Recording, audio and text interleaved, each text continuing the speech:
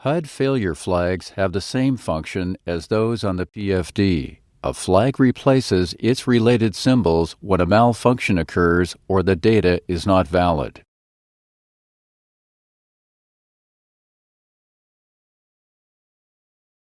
The HUD shows the same alert messages and alert indications as the PFD, but the HUD messages are always green. When a color change occurs on the PFD, the related HUD symbol flashes to alert you. This advisory message shows when only one HUD can be used. Only the captain's HUD will operate when the two combiners are deployed. To use the first officer's HUD, the captain's combiner must be stowed. This advisory message is shown when the related HUD has malfunctioned.